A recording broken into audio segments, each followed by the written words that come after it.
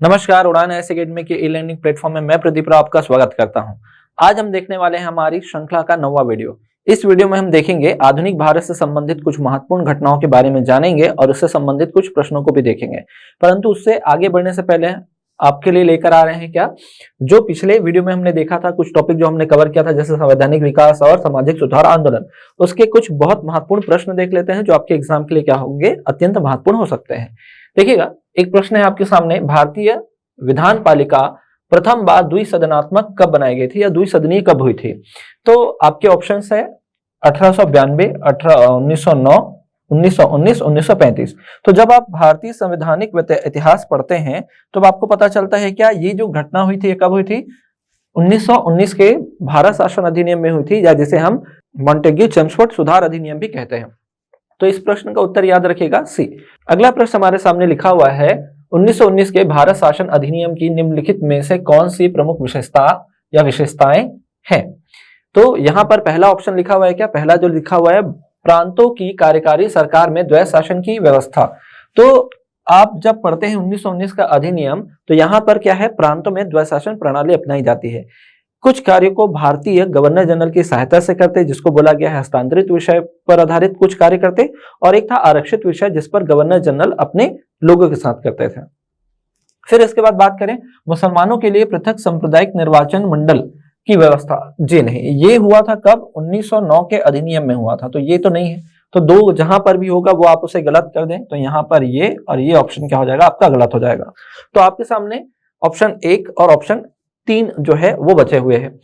फिर लिखा हुआ है, केंद्र द्वारा प्रांतों को विधायनी शक्ति प्रदान या हस्तांतरण की गई। जी हाँ, बिल्कुल ऐसा हुआ, तभी विधान परिषद के लोग क्या कर सकते थे, अपनी शक्तियों का प्रयोग कर सकते थे। तो 1 और 3 यहाँ पर क्या है, सही उत्तर है।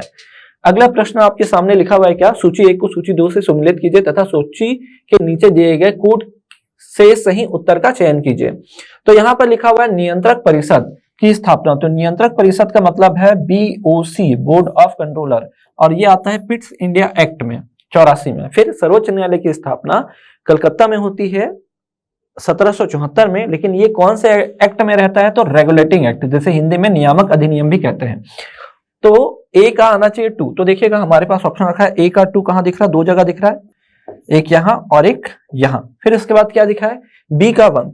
तो बी में 1 कहां दिख रहा है, यहीं बस दिख रहा है, तो यही क्या होगा, आपका सत्य आंसर है। आगे भी पढ़ लेते हैं। ईसाई मिशनरी को भारत में कार्य करने की अनुमति, बिल्कुल हाँ, 1813 के चार्टर्ड एक्ट में ही ऐसा हुआ था। फिर उसके बाद देखिए गवर्नर जनरल की परिषद में कानूनी सदस्य कब शामिल किया गया था? तो 1833 के चार्टर्ड एक्ट में, और पहले जो विधि सदस्य होते हैं वो कौन होते हैं? लॉर्ड मैकॉले होते हैं।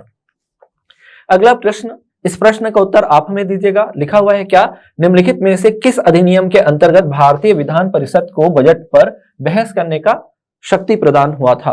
ठीक है, तो 1861 का अधिनियम, 1892 का, 1809 का, सॉरी 1909 का, 1919 का। तो किस अधिनियम में ये अधिकार मिला था कि बजट पर बहस कर सकते हैं? ठीक, तो इस प्रश्न का उत्तर हमें आप कमेंट बॉक्स में दीजिएगा।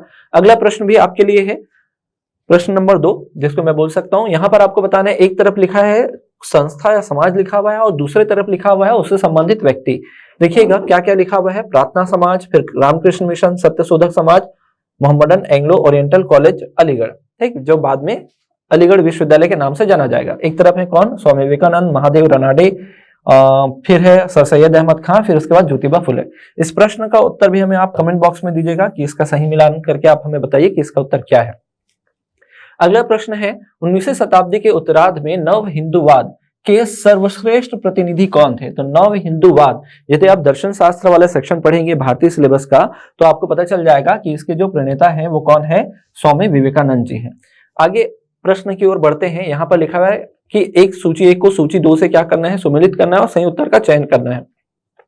अब देखिएगा आपके सामने कुछ ऐसा लिखा हुआ है कि राजा राम मोहन राय, केशव चंद्र सेन, दयानंद सरस्वती और रामकृष्ण परमहंस, और एक तरफ कुछ कहावतें लिखी गई हैं। अब देखो दयानंद सरस्वती जी के बारे में हमको पता है कि इन्होंने वेदों के बारे में बातचीत की है, बहुत अच्छे से वेदों के बारे में बताया।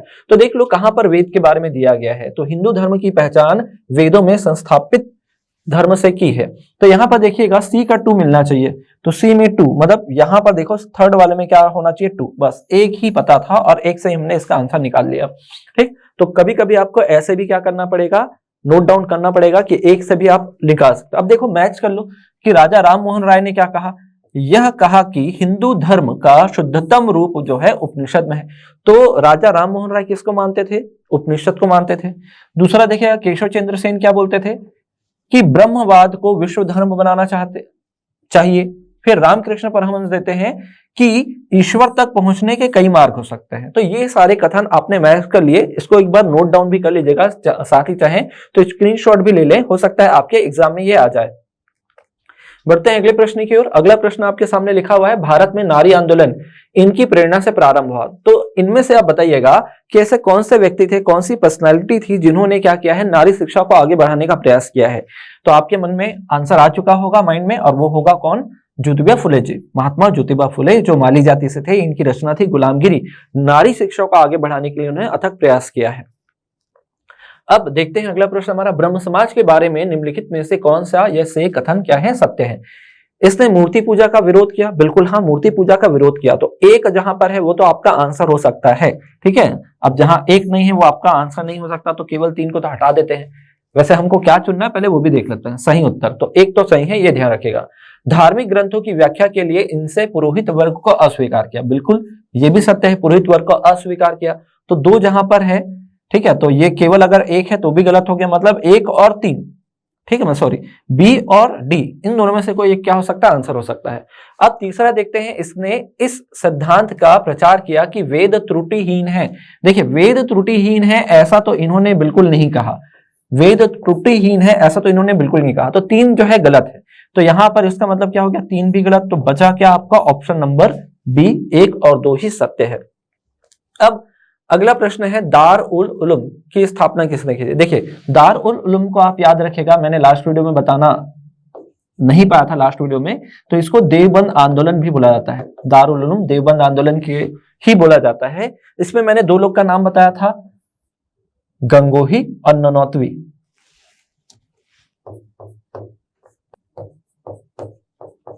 ननौतवी, इसमें एक और नाम ऐड करिएगा, मौलाना हुसैन, मौलाना हुसैन, ठीक, ये भी नाम आप नोट कर लें। तो दारुल उलूम अगर बोला जाए तो वो देवबंद आंदोलन से है, जो सबसे कट्टरवादी आंदोलन था, इस्लाम के स्वरूप को ही क्या करना चाहता था, बहाल करना चाहता था। और ये कौन है, तो इसमें आप आंसर याद रखेगा, मौलाना हुसैन अहमद ने इसको आगे बढ़ाया था, ठीक। तो ये रहा आपका प्रश्न और श्रृंखला। आज के हम वीडियो में देखने वाले हैं हमारे ये टॉपिक, जिसमें हम पढ़ेंगे क्या, 1857 की क्रांति, राष्ट्रवाद का उद्भव। तो राष्ट्रवाद का उद्भव मैंने यहाँ पर इंक्लूड नहीं किया है, आप पढ़िएगा, ठीक है, थ्योरेटिकल पार्ट है। फिर उसके बाद देखिए भारतीय राष्ट्रीय कांग्रेस की स्थापना। तो मैं भारतीय राष्ट्रीय कांग्रेस की स्थापना के साथ साथ आपको प्रमुख अधिवेशन के बारे में भी बताऊंगा। बंगाल विभाजन, स्वदेशी आंदोलन, साम्राज्यता का उदय, विकास, मुस्लिम लीग के बारे में थोड़ी सी चर्चा करेंगे, क्रांतिकारी आंदोलन और होम रूल आंदोलन, जो एकदम बेसिक होगा वो इतना डिस्कस करूंगा मैं। अब देखिए 1857 की क्रांति के बारे में अगर बात करें तो पहली जो घटना होती है बैरकपुर में होती है 29 मार्च 1857 को। यहाँ 34वीं रेजिमेंट के जो सिपाही होते हैं मंगल पांडे, वो 2 अपने अधिकारियों की हत्या कर देते हैं, लेफ्टिनेंट बाग और सार्जेंट ह्यूडसन की, और उनको 8 अप्रैल 1857 को क्या हो जाती है, फांसी। और उनका जो अंतिम नारा होता है वो होता है मारो फिरंगियों को।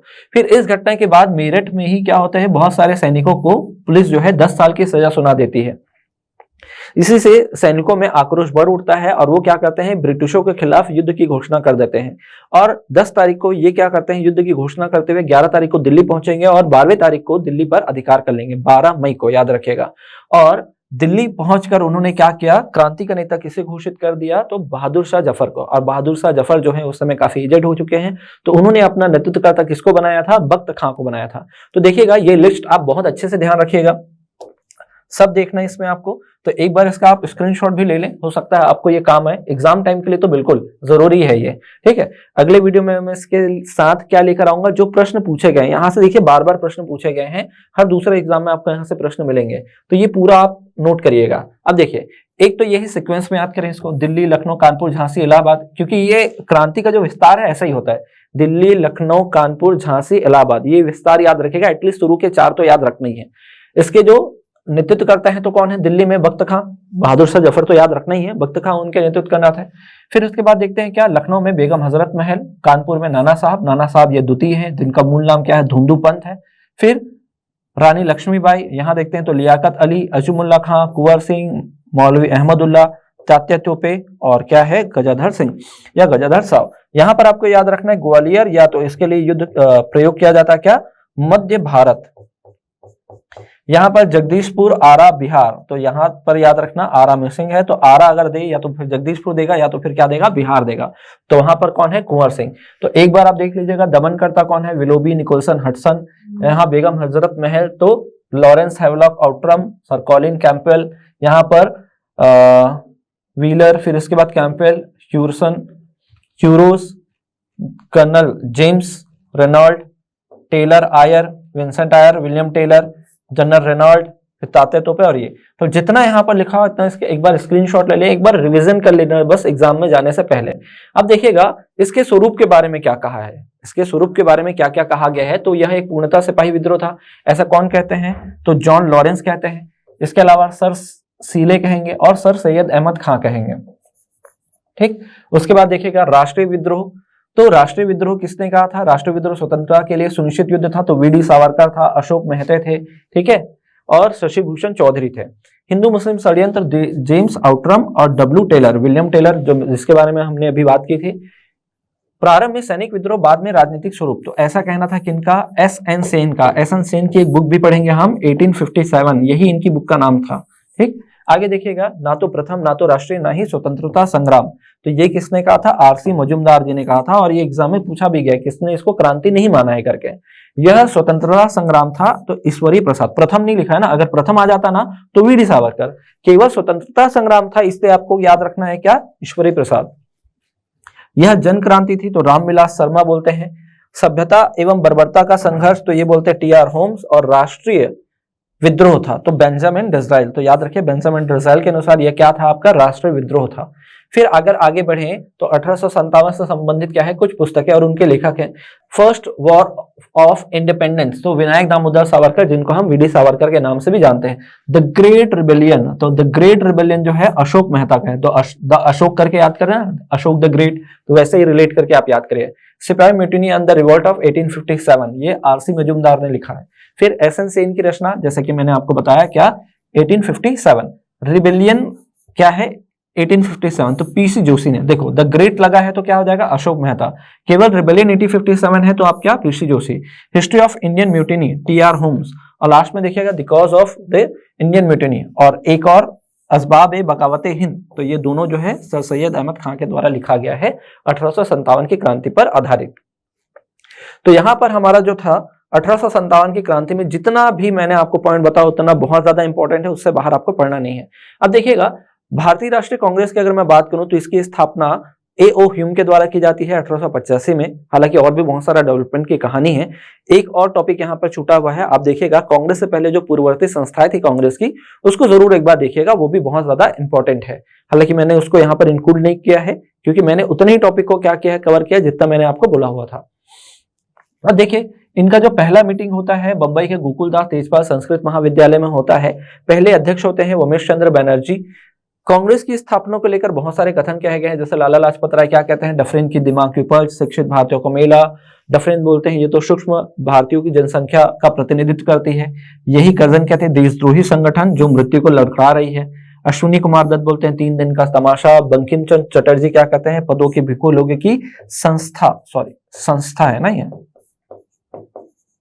ठीक। फिर उसके बाद देखिएगा विपिन चंद्र पाल और फिर बाल गंगाधर तिलक। तो विपिन चंद्र पाल क्या कहते हैं, याचना संस्था, और बाल गंगाधर तिलक क्या कहते हैं, वर्ष में एक बार टराने से खुश, मतलब उपहास करते हुए कहते हैं कि एक बार मिलने से आप लोग इतना बड़ा कार्य कर लोगे क्या भारत को सहभागिता दिलाने का, तो ये उपहास करते हुए कहते हैं। फिर आगे अगर बात करें तो इसके कुछ प्रमुख अधिवेशन, तो जो एकदम ज्यादा इंपॉर्टेंट है ना वो लिखा हुआ है मैंने यहाँ पर। तो 3 पहला तो याद है, उसके बाद 3 आपको लगातार याद करना है, कौन सा, 85, 86, 87, 88, बंबई, कलकत्ता, मद्रास और इलाहाबाद। इंपॉर्टेंट इसलिए है क्योंकि ये प्रारंभिक थे, ठीक। जैसे पहले में अध्यक्ष कौन थे, उमेश चंद्र बनर्जी पहले अध्यक्ष, जहां पर क्या किया जाएगा, 9 प्रस्ताव पारित किए जाएंगे। साथ ही साथ ये भी निर्णय ले लिया जाएगा कि अगला अधिवेशन जो है कलकत्ता में किया जाएगा, ठीक। फिर उसके बाद दादा भाई नौरोजी यहाँ पर अध्यक्ष बनेंगे, तो पहले पारसी अध्यक्ष है, फिर उसके बाद देखें बदरुद्दीन तैयब जी पहले मुस्लिम, फिर उसके बाद जॉर्ज यूल, तो पहले क्या है ये ब्रिटिश या बोल सकते हैं अंग्रेज है, यूरोपीय है। फिर 90 वाला आपको याद रखना है फिरोज शाह मेहता, यहाँ पर कादम्बिनी गांगुली जो होती है पहली महिला अध्यक्ष सदस्य होती हैं। फिर 86 वाला कलकत्ता में रहीमतुल्लाह सियानी, पहली बार वंदे मातरम यहाँ पर गाया गया है। फिर 1901 1904 कलकत्ता और बंबई, तो दिनसा वाचा यहाँ पर अध्यक्ष और यहाँ पर कौन है हेनरी कॉटन। तो 1901 में आपको याद रखना है गांधी जी का पहला अधिवेशन है, गांधी जी ने इस अधिवेशन में भाग लिया था, याद रखिएगा, ठीक है। क्योंकि इस समय आप लोग को ध्यान है कि गांधी जी तो अफ्रीका में रहते हैं, नहीं, कुछ समय के लिए भारत आते हैं और भारत आकर इस अधिवेशन में भाग लेते हैं। वहीं मोहम्मद अली जिन्ना जी का जो पहला अधिवेशन था वो कौन सा था, 1904 वाला, तो मोहम्मद अली जिन्ना का पहला अधिवेशन। फिर देखते हैं क्या 1905 बनारस में गोपाल कृष्ण गोखले, यहीं पर क्या किया जाएगा, बहिष्कार और वह स्वदेशी का निर्णय लिया जाएगा, बहिष्कार व स्वदेशी का निर्णय लिया जाएगा। फिर उसके बाद देखते हैं कलकत्ता में होता है, तो वहां पर होता है कौन, दादा भाई नौरोजी, दादा भाई नौरोजी द्वारा पहली बार स्वराज शब्द का उल्लेख किया जाएगा और प्रस्ताव में 4 चीजें शामिल हो जाएंगी, क्या क्या, तो आप ध्यान देना, बहिष्कार, स्वदेशी, राष्ट्र शिक्षा और स्वराज। फिर उसके बाद हम सूरत अधिवेशन पढ़ते हैं, तो सूरत अधिवेशन में कौन रहेंगे, तो रास बिहारी घोष, और यहाँ पर कांग्रेस जो है 2 भाग में बढ़ जाता है। एक दल का नेतृत्व कौन करते हैं, गोखले जी, जिनको नरम दल के कहा जाएगा, और दूसरा जो होगा तिलक दल के नेतृत्व में गरम दल, नरम दल और गरम दल के रूप में विभाजित हो जाएगा। 1911 वाला इंपॉर्टेंट है क्योंकि यहाँ पर विश्व नारायण धर होते हैं। इस दौरान जो है कलकत्ता में जब ये अधिवेशन होते हैं तो उसी दौरान कौन आए रहते हैं, रानी मैरी और जॉर्ज पंचम आए रहते हैं। ये तीसरा दिल्ली दरबार रहता है, ये आपको ध्यान रखना है हार्डिंग द्वितीय के समय। तो यहाँ पर क्या होगा, जन गण मन गाया जाएगा, ठीक, तो ये ध्यान रखिएगा। आगे अगर बढ़े तो 1915, 1916, 1917, 1918, तो इसमें से 1916 वाला ही मैं बताऊंगा। यहाँ पर लखनऊ अधिवेशन हुआ था जहां पर मुस्लिम लीग और कांग्रेस के बीच में क्या हुआ था, समझौता हुआ था। इसके अध्यक्ष कौन थे, तो अंबिका चरण मजुमदार। आपको ये याद रखना है 1917 वाला, यहाँ पर एनी बेसेंट ने अध्यक्षता की थी, जो कलकत्ता में हुआ था, ये पहली महिला अध्यक्ष थी, ठीक है। फिर आगे देखिए 1918 वाला, तो यहाँ पर मदन मोहन मालवीय, यहाँ पर एक घटना और होती है कि कांग्रेस का दूसरा विभाजन आपको देखने को मिलता है, ठीक है। जब क्लास में पढ़ते हैं तब मैं पूरा डिटेल में बताता हूँ कि दूसरा विभाजन किन पहलुओं के आधार पर कहा जाता है। फिलहाल तो आप याद रखिएगा 1918 में कांग्रेस के भीतर दूसरा, पहला होता है सूरत में और दूसरा होता है 1918 में। आगे देखिएगा 1920 में, तो 1920 में जो पहला अधिवेशन हो रहा है ना, तो इसको आप याद रखिएगा विशेष अधिवेशन। ये क्या है आपका विशेष अधिवेशन, जो कहाँ होता है, कलकत्ता में। अध्यक्ष तो कौन होते हैं यहाँ पर, लाला लाजपत राय। यहीं पर गांधी जी द्वारा क्या पेश किया जाता है, असहयोग आंदोलन का प्रस्ताव पेश किया जाता है, जिसे बहुत सारे जो बड़े बड़े नेता होते हैं वो अस्वीकार कर देते हैं। हालांकि इस पर चर्चा करने के लिए वार्षिक अधिवेशन का समय लिया जाता है कि वार्षिक अधिवेशन में डिस्कस किया जाएगा करके। फिर देखते हैं नागपुर, तो नागपुर में वी राघवाचारी अध्यक्ष होते हैं और यहीं पर असहयोग आंदोलन क्या हो जाएगा, प्रस्ताव पारित किया जाएगा। अहमदाबाद अधिवेशन के अध्यक्ष होते हैं हकीम अजमल खां। यहाँ पर निर्णय लिया जाता है कि आंदोलन को क्या किया जाएगा, जारी रखा जाएगा। और बीच में चौरा चौरी जब घटना होती तो आंदोलन समाप्त हो जाता है और आता है क्या, दिसंबर 1922 का गया अधिवेशन, जहां के अध्यक्ष होते हैं कौन, देशबंधु चित्तरंजन दास। तो अध्यक्ष पद से इस्तीफा देते हैं और स्वराज पार्टी का क्या करते हैं, गठन करते हैं। क्लास में पढ़ते हैं तब इसके बारे में डिटेल में पढ़ते हैं, फिलहाल अभी जरूरत नहीं है। 1923 ये भी आपका विशेष अधिवेशन है, याद रखिएगा। क्यों इंपॉर्टेंट है, क्योंकि यहाँ अबुल कलाम आजाद जो होते हैं वो क्या बनते हैं, अध्यक्ष, और ये सबसे युवा होते हैं। इस समय जब ये अध्यक्ष बने हैं तो सबसे युवा अध्यक्ष के रूप में नामित हुए हैं, ठीक है। सबसे छोटे युवा, सबसे कम उम्र के व्यक्ति थे जो अध्यक्ष पद पर थे, ठीक, ये लिखा भी हुआ है। यहाँ पर देखिए बेलगांव अधिवेशन, तो गांधी जी का एकमात्र अधिवेशन। कानपुर, यहाँ पर सरोजनी नायडू। तो याद रखिएगा पहली भारतीय महिला, ओवरऑल देखा जाए तो दूसरी महिला है लेकिन प्रथम भारतीय महिला है।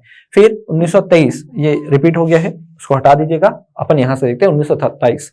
तो यहाँ मद्रास, 28 में कलकत्ता, 29 में लाहौर और 31 में क्या, कराची। याद रखना 1930 में अधिवेशन नहीं हुआ है, 1930 में अधिवेशन नहीं हुआ। तो यहाँ पर देखो मद्रास में एम.ए. अंसारी, यहाँ पर साइमन कमीशन के विरोध करने पर चर्चा होती है। फिर 1928 कलकत्ता में मोतीलाल नेहरू की अध्यक्षता में होता है, यहाँ पर पेश किया जाता है क्या, नेहरू रिपोर्ट को प्रस्तुत किया जाता है, नेहरू रिपोर्ट को प्रस्तुत कर पारित किया जाता है, ठीक। 1929 लाहौर अधिवेशन, ऐतिहासिक अधिवेशन, जहां जवाहरलाल नेहरू की अध्यक्षता में हुआ था। यहाँ पर पूर्ण स्वराज को कांग्रेस का क्या बनाया गया था, अंतिम लक्ष्य बनाया गया था। वही कराची वाले अगर बात करें 1931 में, तो ये जस्ट शहीद दिवस अर्थात क्या, भगत सिंह, राजगुरु और सुखदेव को फांसी देने के कुछ दिन बाद ही क्या हुई थी, आयोजित हुई थी, ठीक है। तो सरदार पटेल के अध्यक्षता में हुई थी और यहीं पर मौलिक अधिकारों के बारे में भी क्या हुई थी, चर्चा हुई थी। आगे देखते हैं 1933, तो 1933 कलकत्ता में होता है, यहाँ नलिनी सेन गुप्ता। तो तीसरी महिला अध्यक्ष है और भारत की क्या है, दूसरी है, थोड़ा याद रखिएगा। 1934 बंबई राजेंद्र प्रसाद की अध्यक्षता में होगा। 1936 पंडित जवाहरलाल नेहरू लखनऊ में होगा। और फैजपुर यहाँ भी क्या होगा, पंडित जवाहरलाल नेहरू की अध्यक्षता में। तो अभी जवाहरलाल नेहरू की अध्यक्षता में आपने 3 अधिवेशन देख लिए। इसके बाद जो इंपॉर्टेंट है हरिपुरा और त्रिपुरी। तो यहाँ पर सुभाष चंद्र बोस, यहाँ भी सुभाष चंद्र बोस। तो यही इसी को क्या पढ़ते हैं आप, त्रिपुरी संकट के नाम से पढ़ते हैं, त्रिपुरी संकट के नाम से इसको पढ़ते हैं। यहाँ पर जवाहरलाल नेहरू की अध्यक्षता में क्या किया जाएगा, राष्ट्रीय योजना समिति का गठन किया जाएगा। तो ये 38 में हुआ है जब कांग्रेस के अध्यक्ष थे कौन, सुभाष चंद्र बोस, और इस समिति के अध्यक्ष बनाए जाते हैं कौन, जवाहरलाल नेहरू। तो ये इंपॉर्टेंट है। फिर अबुल कलाम आजाद 1940 में जब रामगढ़ में अधिवेशन होता है तो उसके अध्यक्ष। इंपॉर्टेंट इसलिए क्योंकि यहाँ पर 1941 से लेकर लगातार 45 तक कोई भी अधिवेशन नहीं होता, इसलिए ये जो अधिवेशन हो जाता है इंपॉर्टेंट हो जाता है। इसी दौरान जो है ये पूरे समय कांग्रेस के क्या माने जाएंगे, अध्यक्ष माने जाएंगे। अगर आपसे प्रश्न पूछ दिया जाए सबसे युवा अध्यक्ष कौन सा, तो अबुल कलाम आजाद ही याद रखना है। और सबसे लंबे समय तक अध्यक्ष रहने वाले व्यक्ति कौन है, तो मौलाना अबुल कलाम आजाद ही है। 1946 में होता है मेरठ में जेबी कृपलानी की अध्यक्षता में। फिर उसके बाद यही अध्यक्ष रहेंगे और जब भारत आजाद होता है जेबी कृपलानी ही उस समय क्या रहते हैं, अध्यक्ष रहते हैं। लेकिन आजादी के कुछ समय बाद ही वो इस्तीफा देते हैं, उनके स्थान पर कौन आ जाते हैं, राजेंद्र प्रसाद जी आ जाते हैं। और 1948 में जयपुर में होगा जहां पट्टाभी सीतारामैया अध्यक्ष होंगे। इतना ही ध्यान रखना है, ज्यादा इंपॉर्टेंट नहीं है, जितना मैंने बताया उतना एक बार आप अच्छे से कवर कर लीजिएगा, इतना इंपॉर्टेंट है। अब बढ़ते हैं कहां, बंगाल विभाजन की ओर। तो बंगाल विभाजन जो है उसकी घोषणा कब हुई है, तो 20 जुलाई 1905 को। और आपको इधर दिखाई दे रहा है कि इसका जो विभाजन कब संपन्न होता है, तो 16 अक्टूबर 1905 को इसका विभाजन संपन्न हो जाता है। इस प्रकार पूरे भारत में क्या मनाया जाएगा, शोक दिवस मनाया जाएगा। यहाँ पर अमार सोमनाथ बांग्ला गीत गाया जाएगा, राखी, गंगा स्नान, बहुत सारा कार्यक्रम आयोजित किया जाएगा, केवल किनके द्वारा, हिंदुओं के द्वारा और बंगालियों के द्वारा। ठीक, वहीं पर इसके कारण के पीछे अगर देखने की बात करें तो कारण के बारे में लॉर्ड कर्जन कहते हैं कि प्रशासनिक कार्यों के कारण यहाँ पर क्या करना पड़ा, विभाजन। वही भारतीयों का तर्क था कि बंगाल जो था क्रांतिकारी विचारधारा और राष्ट्रवादी आंदोलन का क्या था, गढ़ था, केंद्र था। ठीक है, यही से ऊर्जा इस प्रकार की निकलती थी जिससे पूरे राष्ट्रवाद को क्या मिलता था, एक लहर मिलती थी। इसी कारण क्या हुआ कि कर्जन ने बंगाल का विभाजन कर दिया, बांटो और शासन करो की नीति के तहत। यहाँ पर क्या होता है, जब घोषणा होता है तो 7 अगस्त 1905 को कलकत्ता के टाउन हॉल में बैठक होती है और यहाँ पर बोला जाता है कि हम किसी न किसी प्रकार क्या करेंगे, विरोध करेंगे इस विभाजन का। और जब ये विभाजन हो ही रहा होता है उस समय क्या, कृष्ण कुमार मित्रा के सुझाव पर स्वदेशी और बहिष्कार आंदोलन को अपनाने का निर्णय लिया जाता है। ठीक, तो स्वदेशी आंदोलन कहां कहां कैसे कैसे प्रचारित होगा उसको अपन देखेंगे। ठीक, उससे पहले याद रखिएगा कांग्रेस का अधिवेशन होता है कहां, बनारस में, और उसके जो अध्यक्ष होते हैं कौन होते हैं, गोपाल कृष्ण गोखले। इसके बारे में मैंने वीडियो में आपको बताया ही है। यहाँ पर बहिष्कार और स्वदेशी चलाने का निर्णय लिया जाएगा। तो आपको याद रखना है क्या कि विभाजन संपन्न कब हुआ था, 16 अक्टूबर 1905 को। शोक दिवस मनाया जाएगा, राखी बांधी जाएगी, गंगा में स्नान किया जाएगा, अमार सोनार बांग्ला गीत गाया जाएगा। स्वदेशी आंदोलन के तहत और कौन से कार्य किए जाएंगे, तो राष्ट्रीय शिक्षा परिषद का गठन किया जाएगा। प्रफुल्ल चंद्र रॉय के द्वारा केमिकल फैक्ट्री की स्थापना की जाएगी। तो थोड़े थोड़े फैक्ट है, मैंने यहाँ पर लिख दिए, इतना इंपॉर्टेंट है। अब देखते हैं निर्णय क्या है, बहिष्कार का।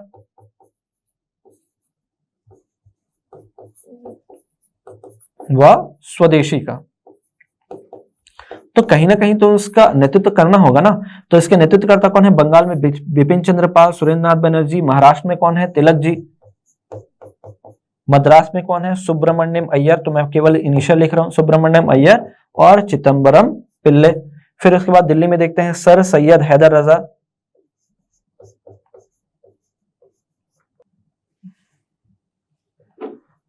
सैयद हैदर रजा। और देखते हैं पंजाब में कौन, तो लाला लाजपत राय और अजीत सिंह। लाला लाजपत राय और अजीत सिंह कहाँ थे, पंजाब में थे। ठीक, तो इतना आपके लिए जरूरी होगा याद करना, बंगाल विभाजन और स्वदेशी आंदोलन में क्या क्या घटना हुआ था। मुस्लिम अगर लीग की बात करें तो मुस्लिम लीग के बारे में आपको याद रखना है, 1906 में आगा खां के नेतृत्व में कुछ जो मुस्लिम सदस्य होते हैं वो कहाँ जाके मिलते हैं, लॉर्ड मिंटो सेकंड से मिलते हैं। और मिंटो सेकंड से क्या करते हैं, राजनीतिक अधिकारों की मांग करते हैं, जिसे क्या कर दिया जाएगा, मान लिया जाएगा। और ये लोग मिलकर 30 दिसंबर 1906 के ढाका, और ढाका के नवाब होते हैं सलीमुल्लाह खां।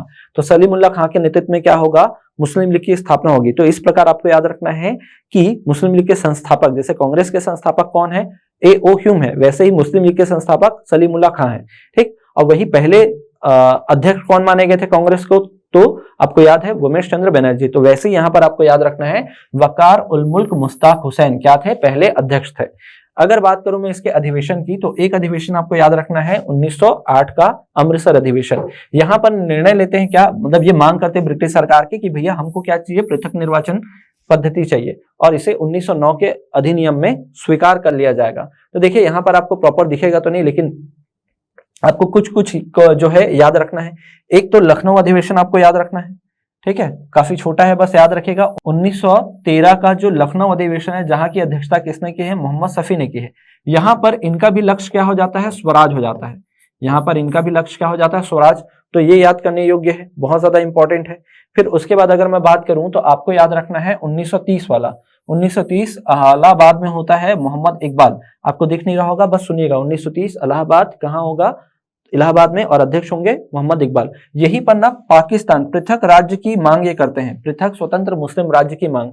फिर 1940 वाला याद रखना है, कौन सा, लाहौर, मोहम्मद अली जिन्ना जिसके अध्यक्ष होते हैं। यहाँ मोहम्मद इकबाल 1930 में, 1940 में मोहम्मद अली जिन्ना। यहीं पर क्या होता है, द्विराष्ट्र सिद्धांत प्रस्तुत किया जाता है।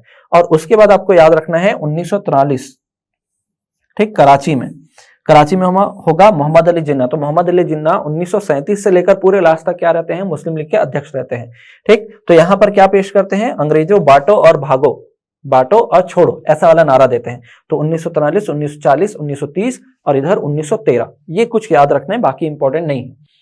फिर अगर आगे बात करूं तो कुछ क्रांतिकारी घटनाएं हैं। जैसे सबसे पहले अगर क्रांतिकारी घटनाओं के बारे में बात करूं तो महाराष्ट्र से चालू करते हैं। महाराष्ट्र में पहला क्रांतिकारी जो संगठन होता है वो होता है व्यायाम मंडल। इनके सदस्यों के द्वारा क्या किया जाएगा, इसमें कौन शामिल होंगे, तो चापेकर बंधु। चापेकर बंधु के द्वारा क्या किया जाएगा, 22 जून 1897 में इन्होंने क्या कर दिया था, रैंड और एमएस्ट की हत्या कर दी थी, जो वहां के प्लेग कमिश्नर थे, क्योंकि वो अपने अधिकारों का सही प्रयोग नहीं कर रहे थे, ये इसलिए याद रखना है। शीघ्र इनको गिरफ्तार कर क्या दे दिया गया, फांसी दे दिया गया। फिर उसके बाद मित्र मेला आपको याद रखना है, 1899 में इसकी स्थापना हुई। आगे चलकर 1904 में से ही अभिनव भारत के नाम से जाना गया, जिसके जो संस्थापक सदस्य थे वो थे वीडी सावरकर, गणेश दामोदर सावरकर, ठीक। और इन्होंने इसको किस वे में बनाया था, तो याद रखना मैनेजी की यंग इटली, ठीक है, इसके बेसिस पर बनाया था। तो जब जर्मनी वाला आप कहानी पढ़ेंगे तो यहाँ पर आप पढ़ेंगे तरुण इटली या यंग इटली करके एक संस्था होगी, उसी के बेसिस पर क्या किया जाएगा, मित्र मेला की स्थापना की जाती है। अब इसमें एक सदस्य जिसका नाम है क्या, पांडुरंग महादेव बापट। ये बम बनाने की विधि पूरी सीख के आते हैं बाहर से। और यहाँ पर अनंत लक्ष्मण कन्हरे, इनका नाम याद रखिएगा। इनके सदस्यों के द्वारा ही क्या किया जाएगा, नासिक षड्यंत्र केस को अंजाम दिया जाएगा। इस नासिक षड्यंत्र केस में क्या होता है, ठीक, कि अनंत लक्ष्मण कन्हरे जिला मजिस्ट्रेट जैक्सन की क्या करते हैं, हत्या की योजना बनाते हैं और उनकी हत्या भी कर देते हैं। तो इस घटना में विनायक देशपांडे, गोपाल कृष्ण कर्वे और अनंत लक्ष्मण कन्हरे, इन तीनों को क्या होता है, 1911 में फांसी की सजा दी जाती है। नाम मैं वापस रिपीट कर रहा हूं, विनायक देशपांडे, गोपाल कृष्ण कर्वे और अनंत लक्ष्मण कन्हरे, इन तीनों को क्या होता है, फांसी की सजा दी जाती है। तो महाराष्ट्र में इतना है। आगे देखते हैं क्या, अनुशीलन समिति। तो अनुशीलन समिति की अगर मैं बात करूं तो हम कहां पहुंच गए हैं, बंगाल। कहां पहुंच गए हैं, बंगाल। तो बंगाल में देखिएगा क्या क्या आपको याद रखना है। बंगाल में इसकी 3 शाखाएं स्थापित होगी, शाखा बहुत सारी स्थापित होती है अनुशीलन समिति की, लेकिन आपको ध्यान देना है मिदनापुर में कब, 1902 में ज्ञानेंद्र नाथ बसु, ढाका में 1905-06 में पुलिनदास, और कलकत्ता में जो होगा 1903 में संस्थापक पी मित्रा या प्रमोद मित्रा। ये नाम आपको याद रखना है। इससे जुड़े हुए बहुत सारे सदस्य रहेंगे, जैसे भूपेन्द्र नाथ दत्त, जतिन नाथ बैनर्जी, हेमचंद्र कानूनगो, बारेंद्र घोष। इनकी पुस्तक का नाम भवानी मंदिर, और इनका जो पत्रिका था, ठीक है, वो क्या रहेगा, युगांतर, ठीक। तो कुछ कुछ याद रखना है आपको। इनके सदस्यों के द्वारा 2 घटनाओं का अंजाम दिया जाएगा, हालांकि हम पढ़ेंगे 3 अभी, ठीक है, मुख्य रूप से 2 हैं, लेकिन 3 पढ़ेंगे, तीसरा भी बताऊंगा मैं। तो मुजफ्फर षड्यंत्र केस होगा, मुजफ्फरपुर षड्यंत्र केस। यहाँ पर प्रफुल्ल चाकी और खुदीराम बोस के द्वारा क्या किया जाएगा कि यहाँ के जो बदनाम जज रहेंगे, जिसका नाम होगा किंग्सफोर्ड, को मारने का प्रयास किया जाएगा। लेकिन दुर्भाग्यवश इस घटना में क्या होता है, 2 महिलाओं की मृत्यु हो जाती है। तो यहाँ पर प्रफुल्ल चाकी क्या कर लेते हैं, आत्महत्या कर लेते हैं, और खुदीराम बोस को क्या होता है, फांसी होती है, ठीक। ये घटना से परेशान होकर या इस घटना को लेकर जो तिलक जी होते हैं वो एक लेख लिखते हैं अपनी पत्रिका केसरी में, और लिखते हैं क्या, राष्ट्रीय दुर्भाग्य नामक केस, जिसके बाद उन्हें 6 वर्ष का कारावास भी होता है। वो कहानी अलग है, आप पढ़िएगा एक बार। फिर अलीपुर षड्यंत्र केस। तो इस घटना के बाद क्या होता है, क्रांतिकारी को पकड़ने के लिए बहुत लंबा अभियान चलता है। इस दौरान जो है बहुत सारे क्रांतिकारी पकड़े जाएंगे, और यहाँ पर पता चलता है कि क्रांतिकारियों ने कलकत्ता के मणिकतल्ला नामक स्थान पर क्या किया था, अवैध बम बनाने की फैक्ट्री बनाई हुई थी। और इसके जो मुख्य थे, अभियुक्त थे, वो कौन थे, हेमचंद्र कानूनगो। इनको माना गया कि इन्होंने यहाँ पर फैक्ट्री स्थापित की थी। अब इस घटना के बाद बहुत सारे क्रांतिकारियों को गिरफ्तार किया गया और उस क्रांतिकारियों में अरविंदो घोष और बहुत सारे लोग भी शामिल रहेंगे। ठीक, अरविंदो घोष को जो है 1 वर्ष का कठोर कारावास होता है, जिसके बाद इनको छुड़ाते हैं कौन? CR दास जी। अब देखते हैं हमारे सामने क्या रखा हुआ है। हावड़ा षड्यंत्र केस, ये 1910 में होगा। यहाँ पर जतिन नाथ बनर्जी होंगे, ये क्या करते हैं? बंगाल के पुलिस अधिकारी शमशुल आलम की हत्या कर देते हैं। तो ये थोड़ा सा, फिर उसके बाद देखते हैं पंजाब में देखेंगे तो भारत माता सोसाइटी, इससे जुड़े हुए सदस्य कौन रहेंगे? तो इससे जुड़े हुए सदस्य रहेंगे जतिन मोहन बनर्जी संस्थापक, और इसमें सदस्य कौन है? लाला लाजपत राय और अजीत सिंह। फिर अंजुमन मोहिबन वतन लाहौर में अजीत सिंह के द्वारा स्थापित की जाएगी, नोट कर लीजिएगा, हो सकता है एग्जाम में पूछे। फिर आगे देखते हैं विदेशों में क्रांतिकारी घटनाओं के बारे में। तो इंग्लैंड में इंडिया होम रूल सोसाइटी या इंडिया हाउस 1905 में स्थापित होगा। श्यामजी कृष्ण जी वर्मा होंगे और उपाध्यक्ष कौन होते हैं? अब्दुल्ला सुहरावर्दी होते हैं। फिर पेरिस में मैडम बीकाजी कामा, जिनको भारतीय क्रांति की क्या कहा जाता है? माता कहा जाता है। जब ये स्टुटगार्ट जाती है तो वहां पर पहली बार ये क्या करती है? तिरंगा भी फहराती है। यहाँ पर ये क्या करती है? वंदे मातरम पत्रिका का भी ये क्या करती है? प्रकाशन करती है। ठीक है, काफी सारा कुछ है, ध्यान रखना। अमेरिका में हिंद एसोसिएशन ऑफ अमेरिका 1913 में इसकी स्थापना होगी। ठीक, इसको गदर पार्टी के नाम से भी जाना जाता है। ठीक, इसके जो संस्थापक सदस्य हैं वो कौन है? सोहन सिंह भाकना, लाला हरदयाल सिंह और कौन है? भाई परमानंद। आगे देखिएगा, द्वितीय चरण अगर देखना है तो HRA हिंदुस्तान रिपब्लिकन एसोसिएशन, अक्टूबर 1924 में इसकी स्थापना होगी। कहां? कानपुर में। संस्थापक सदस्य की अगर बात करें तो सचिन नाथ सान्याल, योगेश चटर्जी, राम प्रसाद बिस्मिल, चंद्रशेखर आजाद, इनके सदस्यों के द्वारा क्या किया जाएगा? काकोरी षड्यंत्र केस को अंजाम दिया जाएगा। हालांकि अभी काकोरी षड्यंत्र केस ना बोलकर इसे बोला जाता है क्या? काकोरी ट्रेन एक्शन के नाम से इसे जाना जाता है। फिर 1928 में एक दूसरी पार्टी बनेगी जिसका नाम क्या होगा? Hindustan socialist Republican association, HSRA। सितंबर 1928 में इसकी स्थापना होगी दिल्ली के फिरोजशाह कोटला मैदान में। संस्थापक सदस्यों की अगर बात करें तो मेन कौन है? चंद्रशेखर आजाद और भगत सिंह। यहाँ पर देखिएगा 2 घटनाओं का अंजाम दिया जाएगा। एक 17 दिसंबर 1928 को सैंडर्स की हत्या, और सेंट्रल असेंबली में क्या फेंका जाएगा? बम फेंका जाएगा 8 अप्रैल 1929 में। तो 8 अप्रैल 1929 में बम। तो ये दोनों घटनाओं को कॉमनली क्या बोलते हैं हम? लाहौर षड्यंत्र केस के तहत इसको पढ़ते हैं। अगला जो है वो चटगांव षड्यंत्र केस है, जिसे क्या कहते हैं? इंडियन रिपब्लिकन आर्मी के द्वारा या IRA के द्वारा क्या किया जाता है? अंजाम दिया जाएगा, IRA। इसकी स्थापना कब होगी? अप्रैल 1930 में। यहां पर आपको बताना है कि इसके संस्थापक कौन है। ठीक है, इनका मैं निकनेम बता देता हूं, मास्टर दा इनको कहा जाता था। ठीक है, इनके नेतृत्व में क्या होता है? यहाँ पर ये पूरा चटगांव षड्यंत्र केस का आयोजन होगा पूरा का पूरा। यहाँ पर मेमन सिंह और बारिशाल 2 और जगह होगा जहां ब्रिटिश जो शस्त्रागार होंगे उनको लूटा जाएगा। इसमें 2 प्रमुख महिलाएं हैं, इनका नाम आपको याद रखना है, प्रीतिलता वाडेकर और कल्पना दत्त। प्रीतिलता वाडेकर यहाँ पर क्या कर लेती हैं? पुलिस के बचने के लिए आत्महत्या कर लेती हैं। वहीं पर अगर बात करें कल्पना दत्त, इनको आजीवन कारावास होता है। तो ये कुछ प्रमुख बातें हैं जिनको आपको याद रखना है। यहाँ पर ये भी याद रखना है कि जिनको हम उपनाम देते हैं अभी क्या? मास्टर दा। तो मास्टर दा जी ने यहाँ पर अस्थायी सरकार का भी गठन किया था। अगर आगे बढ़े तो आप देखते हैं होम रूल लीग, जहां तक ये हमारा अंतिम टॉपिक है आज का। तो होम रूल लीग में 2 शाखाएं स्थापित होती हैं और ये कब होता है? लखनऊ अधिवेशन से पहले। याद रखिएगा, अधिवेशन जो है मुख्यतः जो स्टार्टिंग के अधिवेशन है वो दिसंबर में ही आयोजित होते थे और ये लखनऊ अधिवेशन के पहले होने वाला है, तो इसलिए हमने इसको पहले रखा है। तो होम रूल लीग, इसके प्रेरणा स्रोत कहाँ से था? आयरलैंड से था। इसकी जो पहली शाखा थी वो तिलक जी के द्वारा स्थापित होगी अप्रैल 1916 में महाराष्ट्र होम रूल लीग के नाम से, जिसमें अध्यक्ष होंगे जोसेफ बैप्टिस्टा और सचिव होंगे NC कैलकर। कार्य क्षेत्र महाराष्ट्र, बंबई को छोड़कर मध्य प्रांत, बरार और कर्नाटक। इनका मुख्य केंद्र जो रहेगा वो रहेगा पुणे। वैसे इनकी पत्रिका रहेगी केसरी और दूसरा क्या? मराठा। वहीं पर ध्यान रखना, एनी बेसेंट जी की शाखा जो है सितंबर 1916 में स्थापित होगी। नाम रखा जाएगा इसका क्या? Indian home rule league. वही एनी बेसेंट जी की अध्यक्ष होती हैं और जॉर्ज अरुंडेल क्या होते हैं? सचिव होते हैं। शेष भारत इनका कार्य क्षेत्र है और अडियार इनका क्या रहेगा? केंद्र रहेगा। सबसे ज्यादा जो है होम रूल लीग की शाखा यहीं पर स्थापित होती है। इनकी पत्रिका है न्यू इंडिया और दूसरी पत्रिका कौन सी है? कॉमनवेल्थ। तो ये थोड़ा सा ध्यान रखने योग्य है। तो आज के क्लास में मैंने आपको जितना भी बताया उतना ज्यादा इंपॉर्टेंट है। एक बार वीडियो को देखिएगा और कुछ कुछ जो पॉइंट आपको नए मिले उसको जरूर आप नोट डाउन करें। इस प्रकार आज हमारा जो है चौथा वीडियो आ चुका है आधुनिक भारत की रिवीजन श्रृंखला का। आज है 11 तारीख। अगला वीडियो जो आने वाला है वो है 13 तारीख को आएगा, यानी परसों आएगा। और उसके कुछ टॉपिक आपके सामने ये लिखे हुए हैं। गांधीवादी आंदोलन तो आपको याद रखना है, केवल क्रोनोलॉजी, पूरा डिटेल में नहीं पढ़ना है। क्रोनोलॉजी पढ़िएगा किसके बाद कौन सा कार्यक्रम हो रहा है, तो मैं आपको घटनाक्रम बताऊंगा, पूरे अंदर में डिटेल में नहीं बताऊंगा। ठीक, भारत छोड़ो आंदोलन पढ़ेंगे, मजदूर और किसान या आदिवासी आंदोलन देखेंगे, फिर देखेंगे क्या आजाद हिंद फौज, स्वतंत्रता और भारत का विभाजन, फिर उसके बाद देखेंगे रियासतों का विलीनीकरण। तो ये रहेगा हमारा क्या अंतिम वीडियो आधुनिक भारत की श्रृंखला में, जिसको हम पढ़ने वाले हैं अगले वीडियो में। आशा करता हूं ये वीडियो जो है आपके लिए बहुत ही लाभदायक रहा होगा। ऐसे वीडियो के साथ अगले क्लास में मिलेंगे हम, तब तक के लिए धन्यवाद।